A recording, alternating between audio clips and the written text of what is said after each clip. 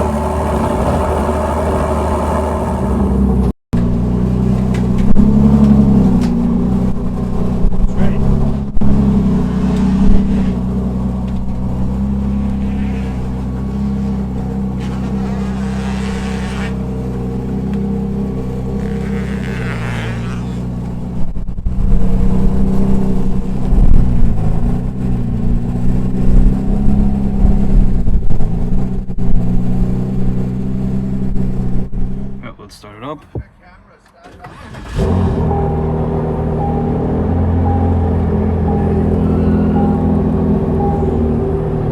Pretty sick.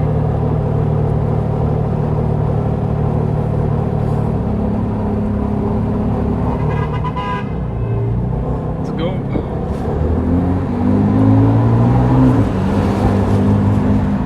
Yeah, this thing's sick. Feels like special.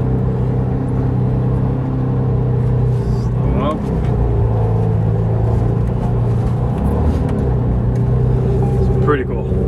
It's pretty sick. Yeah, first time driving the Ford GT. This thing feels pretty raw. You kind of hear everything going on around you. It really feels like you're in a race car. I'm gonna do a more kind of thorough review on this car in another video, but for now I just wanted to kind of get my first impressions. I really like this car. It doesn't feel like most modern supercars where everything's very light, very easy to drive. Steering's very heavy. It feels very, very raw. But honestly, it feels better than I expected. So for anyone who hasn't imported a car into Canada before, which I'm guessing is most people, you have to get a RIV inspection done, which is the import kind of inspection you got to do to be able to register the car. The weird thing is this car was made in Canada, but because this car came from the US, we still have to do it. And the only place that you can get this done with is Canadian Tire.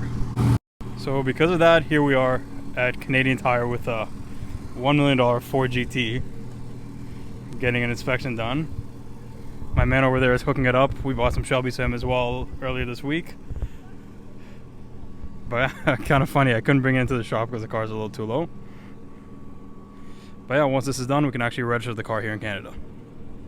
Okay, so I just got the RIV inspection done. Just heading back to the dealership. Man, this thing feels so raw. It sounds like so crazy. There's no noise isolation anywhere here. I mean, this is just a full kind of, full race car experience. Like, this feels a lot more raw than any Ferrari, any Lambo. And you hear, you let go. Oh, you just hear the turbo noises. You hear all the rocks kind of flying around. Oh my god. Oh my god. Let's try to go over the speed bump. Real slow. And we're good.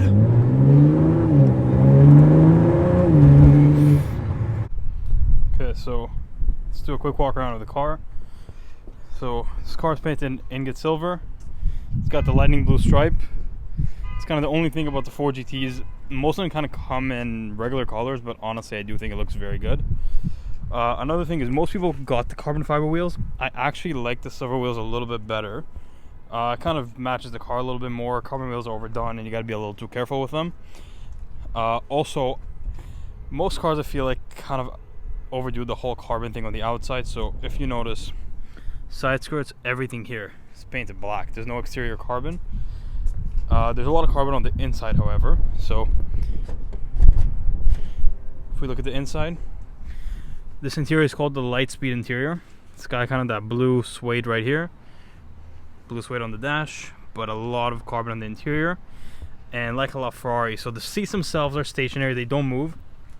When you pull this lever right here, the pedals will move towards you, plus you can adjust the steering wheel to be wherever you want it, but the seating position stays the same, so you don't have to put rails for the seat. That way you can keep the car lower and have a lower center of gravity.